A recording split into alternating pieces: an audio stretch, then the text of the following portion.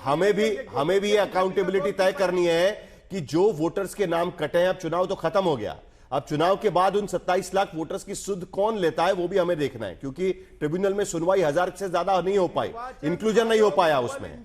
ठीक है प्रसून आचार्य। निर्वाचन आयोग डबल इंजन। नहीं साहिल जी इसकी सत्यता तो रखिए। जरा एक मिनट मेरे पास बाकी दो गेस्ट भी है, जरा एक मिनट प्लीज सभी को बोलने का मौका मिलना चाहिए। एक सेकंड, आपका सवाल क्या है पहले प्रसून जी। अरे अभी कांग्रेस पार्टी जागरूक हो गई है ना, अभी चुनाव खत्म हो गया है, चुनाव के वक्त वहां पर टीएमसी और बीजेपी की लड़ाई चल रही थी, अब कांग्रेस पार्टी में जान आ गई यहां पर। प्रसून आचार्य जी, आज की स्थिति में ये अरे सप्रा जी आता हूं आपके पास, प्लीज आता हूं आपके पास, नहीं प्लीज आता हूं आपके पास। प्रसून आचार्य जी, ये ऑब्जर्वर्स को लेकर इतनी परेशान क्यों है तृणमूल कांग्रेस? आखिरकार वहां पर तो प्रोसेस फॉलो होगी सब तरीके से, जिस तरीके से सवाल पर वो सवाल उठा रहे हैं ना, उस दिन ऐसा लगता है कि काउंटिंग के दिन भी इसी तरीके से झगड़े चलते रहेंगे वहां पर दिन भर। असल में जितना ऑब्जर्वर आया है वो सेंट्रल पूल से आया है, माने सेंट्रल गवर्नमेंट के एम्प्लॉइज है, और डिप्यूटी ऑब्जर्वर जो है स्टेट का है। तो अभी ममता बनर्जी और टीएमसी को लग रहा है कि सेंट्रल गवर्नमेंट का जो ऑब्जर्वर है वो इलेक्शन कमीशन के साथ जुड़ा हुआ और भाजपा के साथ जुड़ा हुआ, तो जो जहां क्लोज फाइट होगा ये ऑब्जर्वर वाला कुछ भी खेल कर सकता है, क्योंकि जिस बैलेंस इधर उधर कर सकता है। क्योंकि पहले ये आरोप जो है ना स्टेट गवर्नमेंट के ऑब्जर्वर्स पर लगता था, जो उनके कर्मचारी वहां पर रहते थे। हाँ वही ना है, 2021 में ये आरोप लगाए गए थे। आरोप कौन लगाया था? भाजपा ही लगाया था। जो स्टेट गवर्नमेंट के जो ऑब्जर्वर है वो लोग जानबूझ करके उसका फेवर में कर दिया। देखिए जैसे बहुत क्लोज सीट, करीबन 50 गो सीट है, 50 सीट, और उसका जो नतीजा आएगा 500 से 2000 का बीच में। तो एक बूथ में मान लिया जाए वोट काउंटिंग हो गया और किसी पार्टी को उसमें 225 वोट मिला, दूसरे पार्टी को 230 वोट मिला, उसमें जो काउंटिंग एजेंट वाला रहते हैं वो तो तार जाली का बाहर में रहता है ना, वो एक तो अंदर में घुस नहीं पाता, वो देखता है ऐसा करके। देखिए बंगाल में बड़ी दिलचस्प बात यह है, विनय सिंह हमारे साथ में, विनय सिंह भी है, 118 सीटें ऐसी है कि जहां पर जीता हुआ कैंडिडेट और हारा हुआ कैंडिडेट उसके बीच का जो अंतर है ना वो तीसरे कैंडिडेट से कम है, और 68 सीटें ऐसी है कि जहां पर मार्जिन 10,000 से भी कम है, और शायद इसीलिए इतना सारा बवाल चल रहा है। कम हो जाएगा। हाँ इस बार तो और कम हो जाएगा। तो ये छोटी फाइट्स के वजह से हार जाएगा केंद्रीय ऑब्जर्वर। इससे पहले 2000 में जीतेगा, जितना हारना तैयार होगा। तो ममता का ये सोचना है अगर वो सेंटर के पास में रहेगा तो ऑब्जर्वर कुछ भी कर सकता है, डेप्यूटी चुपचाप रहेगा, इसीलिए ऑब्जर्वर को लेके इतना घमासान चल रहा है। ये एक तरफ प्रेशर टैक्टिक्स भी है, प्रेशर टैक्टिक्स। विनय सिंह, हाँ विनय सिंह का दिन तक। ठीक है विनय सिंह जी, आपको भी लगता है कि ये प्रेशर टैक्टिक्स है या सचमुच में डर है कहीं ना कहीं? नहीं, कम मार्जिन से सीट्स जीत रहे हैं, ज्यादा मार्जिन से सीट जीत रहे हैं, ये पॉलिटिकल पार्टीज की चिंता हो सकती है। इलेक्शन कमीशन की चिंता एक ही है कि फ्री एंड फेयर इलेक्शंस हो। ठीक, मैं आपको बताता हूं कि भले ही भारत में कुछ पार्टियां इलेक्शन कमीशन को लेकर के उंगली उठा रही हों, लेकिन नेट जियो ने, नेशनल ज्योग्राफिक ने एक बनाया है डॉक्यूमेंट्री, 1.5 घंटे का है, द ग्रेट इंडियन इलेक्शन नाम से, इलेक्शन कमीशन ऑफ इंडिया के ऊपर। और उसपे उन्होंने ये माना है कि ये दुनिया का सबसे बड़ा इवेंट है, गवर्नमेंट इवेंट है, और इतना फ्लॉलेसली होता है कि दुनिया में किसी देश में ये पॉसिबल नहीं इतना फ्लॉलेसली काम करना। दूसरी बात बताता हूं भाई साहब आपको, हम लोग बिहार से में जब चुनाव देखते थे बचपन में, तो जब बैलेट से होता था तो स्याही डाल देना, जो दबंग आदमी है वो बूथ पर बैठ जाता था, और फिर उसके डर से कई लोग वोट डालते थे, उसके मन के हिसाब से कई लोग नहीं डालते थे। जो पैरामिलिट्री फोर्सेस आई तो उनका इस्तेमाल कैसे हुआ अब मैं आपको बताता हूं। जितने गुंडे बदमाश थे, ऐसे जितने ताकतवर लोग थे, सबसे पहले पाला मिलिट्री फोर्सेस ने उनको डील करना शुरू किया, उनको पीटा बढ़िया से। उनको अपनी बेइज्जती का डर सताने लगा कि हम जाएंगे तो जो हमारा एक भौकाल बना हुआ है कि बड़े लाट साहब हैं तो पारामिलिट्री वाले धर के कूट डालेंगे धर के। एक ये भी कारण था बंगाल में इलेक्शंस, ये बिहार में इलेक्शंस का ठीक होना, लालू रिजिम में जब जंगल राज था, जब जिन खुलता था, 5000 वोट के जिन खुल जाते थे। मैं दूसरी बात कहता हूं, ऐसी कोई घटना पैरामिलिट्री फोर्सेस की देखने को नहीं मिली। अब समय बदला है। दूसरा, सेंटर स्टेट रिलेशंस है साहब, और चुनाव निष्पक्ष होना चाहिए। इसलिए जो राज्य की सहभागिता है वो राज्य की हो रही है, जो केंद्र की सहभागिता है वो केंद्र की वो होनी चाहिए। और लेकिन ये माहौल जो अविश्वास का बनता जा रहा है। विनय सिंह जी, आप ये बात भी तो मानेंगे क्या, एक अविश्वास का माहौल है कि जो अगर केंद्र में अलग पार्टी है, राज्य में अलग पार्टी है, तो केंद्र का कर्मचारी होगा तो वो केंद्रीय पार्टी का कोई ना कोई उसको मदद करेगा, अगर राज्य की पार्टी है तो राज्य का कर्मचारी होगा तो राज्य की पार्टी को वो मदद करेगा। ये एक अविश्वास भी कहीं ना कहीं बढ़ता जा रहा है। बड़ा इंटरेस्टिंग आपने एक विषय उठाया। हाँ। पूरे भारत भर में कई बार सेंटर में दूसरी सरकार रही, केंद्र में दूसरी सरकार है रही, अभी भी केंद्र में जो सरकार है, राज्य सरकार कहीं कहीं अलग अलग सरकार है। सिर्फ 2 जगह ये सेंटर स्टेट कॉन्फ्लिक्ट आपको देखने को मिलता है, रोज दोपहर सुबह शाम 3 टाइम एक दिन में। एक रहा दिल्ली में जब अरविंद केजरीवाल की सरकार थी, उसके पहले आप देखिए कांग्रेस की सरकार थी, लेकिन अटल जी से कभी सेंटर स्टेट कॉन्फ्लिक्ट आपको देखने को नहीं मिला। अरविंद केजरीवाल जो खुद को अनार्किस्ट कहते थे और रोज सुबह शाम दोपहर 3 बार कॉन्फ्लिक्ट करते थे। दूसरा राज्य जहां सेंटर स्टेट कॉन्फ्लिक्ट मिलता है वो बंगाल है। तो ये कोई कारण नहीं है इसके सीरियस, ये स्वभाव का हिस्सा है। प्रसून आचार्य, ये स्वभाव का हिस्सा है या कोई कारण आपको नजर आता है इसमें? बंगाल का जिक्र किया है विनय सिंह जी ने। देखिए इसीलिए बंगाल हमेशा ऑपोजिट स्रोत का विपरीत में चलता है, और इसीलिए 1977 से आज 2026 50 साल में जो लोग सेंटर में सरकार में आया, उसका सरकार कभी बंगाल में बना ही नहीं, चाहे वो वामपंथी का हो चाहे तृणमूल का हो। कितना सरकार सेंटर में आया, कांग्रेस आया, इसके बाद यूनाइटेड फ्रंट आया। तो आप क्या कहना क्या चाह रहे हैं, ये बंगाल का ट्रेट है?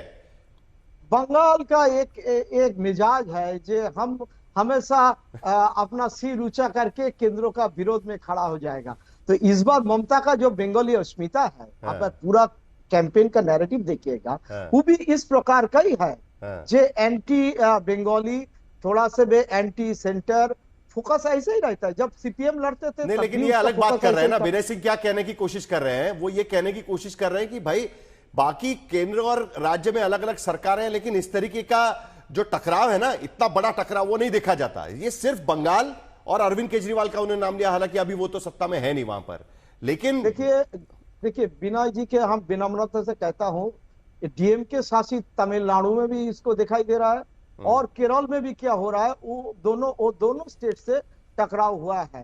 अब भले ही कांग्रेस के कुछ स्टेट से उसका टकराव उतना है ही नहीं, लेकिन केरल लेफ्ट डीएमके वाला तमिलनाडु, टीएमसी वाला बंगाल, और केजरीवाल जब था दिल्ली में, टकराव तो एकदम सीधे दिखाई देता है। सप्रा जी कुछ इसमें ऐड करना चाह रहे हैं और उसके बाद शर्मा जी के पास चलूंगा मैं। चलिए सप्रा जी।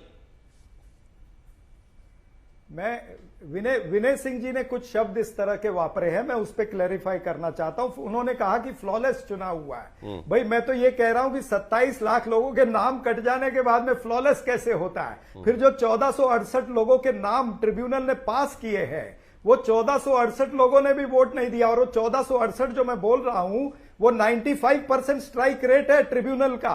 तो अगर चुनाव के बाद में ये ट्रिब्यूनल को पता चलता है कि 95% लोग 34 लाख 95% जिनकी सुनवाई हुई वो सारे के सारे ऐड हो गए, वही कहना है ना आपको। क्या होगा इस चुनाव का, क्या होगा?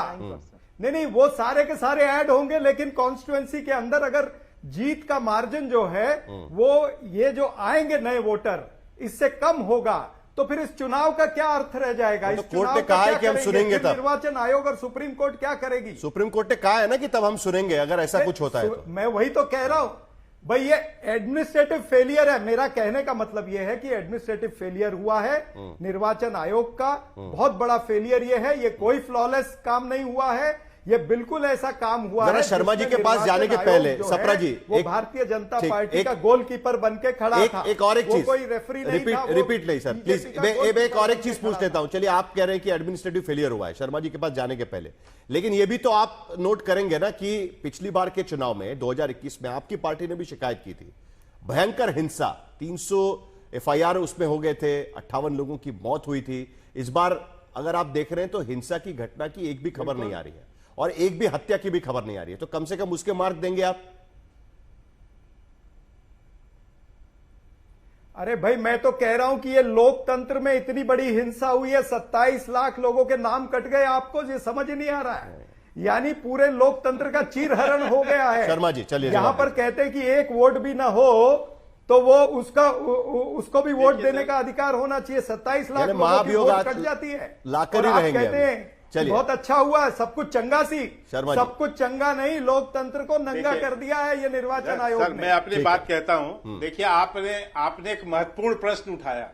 आपने महत्वपूर्ण प्रश्न उठाया कि राजनीतिक दल में चुनाव आयोग को लेकर अविश्वास है। ये मैं स्पष्ट कर दूं कि राजनीतिक दलों में ही इस अविश्वास है, खासकर विपक्षियों का ही अविश्वास है। देश की जनता का विश्वास नहीं है। देश की जनता इस देश की संवैधानिक संस्था चुनाव आयोग पे भरोसा करती है, इसी कारण वो वोट भी देने जाती है। ये राजनीतिक दल चिल्लाते रह गए। बिहार में कांग्रेस ने एड़ी चोटी का जोर लगा लिया चुनाव के पहले, यहां तक कहा कि हम बहिष्कार करेंगे। राहुल गांधी का बयान और तेजस्वी का बयान कि हम बहिष्कार की भी सोच सकते हैं, लेकिन जनता ने चुनाव आयोग पर विश्वास किया, राहुल गांधी और तेजस्वी यादव को बाहर कर दिया। मैं एक जरा ये है भारत की जनता। भैया बीच में मैंने नहीं बोला, मैं एक छोटा सा ये बीच मत में अपना बदतमीजी रखना करना बंद चाहता करो। हूं शर्मा जी, मैं एक छोटा सा मत अपना रखना चाहता हूं। मैं दूसरी बात बता दूं, जो 27 लाख साहिल भाई, हाँ, 27 लाख पर क्लैरिफिकेशन दे रहे हो। चलिए 27 लाख का हनन हुआ है। सपरा जी एक मिनट, 27 लाख पर वो बात कर रहे हैं। ये मामला सुप्रीम कोर्ट के भी संज्ञान में है।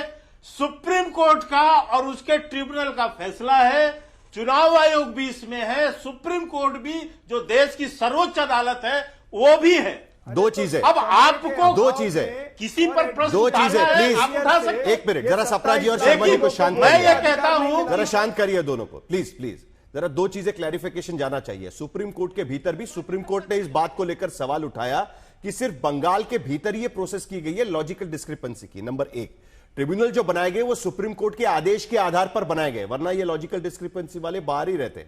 लेकिन ट्रिब्यूनल्स में सुनवाई नहीं हो पाने की वजह से ये लोग बाहर रहे हैं, ये बात का भी नोट करना चाहिए। दूसरी बात इंपॉर्टेंट ये है कि तो सुप्रीम कोर्ट ने इसको माना ना सर। बिल्कुल। दूसरी बात लोग अगर बाहर निकल चाहता तो चुनाव आगे बढ़ा देता। लोग अगर बाहर सुप्रीम कोर्ट चाहता तो चुनाव आगे बढ़ा देता। लोग अगर बाहर निकलकर आप वोट ये डाल तो रहे नहीं कहना हैं, चाहता। लोग अगर निकलकर वोट डाल रहे हैं, एक मिनट सपरा जी, एक मिनट प्लीज, एक मिनट। लोग अगर बाहर निकलकर वोट डाल रहे हैं बड़ी संख्या में, तो इस लोकतंत्र पर और देश पर लोगों का भरोसा इसलिए डाल रहे हैं। किसी संस्था की वजह से डालने, यह कहना थोड़ा मुश्किल होगा। मुझे लगता है कि कहीं ना कहीं इस बारे में भी कहीं सोचने की बहुत जरूरत है। लेकिन शर्मा जी, बड़ा सवाल आज की स्थिति में यह रहता है कि क्या बंगाल के भीतर यह तनाव बवाल थमेगा या नहीं थमेगा? कहीं ना कहीं इसके लिए अगुवाई की जाएगी कि नहीं की जाएगी? नहीं, जब तक ममता बनर्जी की अराजकता यहां पर होगी, हिंसात्मक राजनीति चलती रहेगी, तब तक बंगाल शांत नहीं हो सकता। क्योंकि उनका विश्वास देश के लोकतंत्र पे नहीं, एक बार नहीं कई उदाहरण उन्होंने दिए। पुलिस अधिकारी पर छापा पड़ जाए तो सामने खड़े होकर रोकने लगी, सीबीआई चली गई तो उसके अगेंस्ट खड़ी हो गई, ईडी, जितनी संवैधानिक संस्थाएं हैं सबका जो है स्तर गिराने का काम ममता बनर्जी ने किया। और यही नाटक नौटंकी, इन्होंने तो कोशिश की ममता बनर्जी ने कि सुप्रीम कोर्ट को भी घसीटे, इसीलिए कोर्ट गई थी वो। स्वयं तो वहां पर अच्छा हुआ कि उनको बोलने का अवसर नहीं मिला। यही काम केजरीवाल हाईकोर्ट में कर रहे थे। आखिरी मिनट, यही मैं कह रहा हूं, राजनीति देखिए शर्मा जी, राजनीति में कहां तक गिरेंगे आप ठीक है, ओ शर्मा जी सुन लीजिए। सीबीआई ईडी ने जब आईपैक के अधिकारी को गिरफ्तार किया, आपने उनका ऑब्जेक्शन क्यों नहीं किया लोअर कोर्ट पे? इसका जवाब दीजिएगा, क्यों नहीं किया? कोई जवाब है?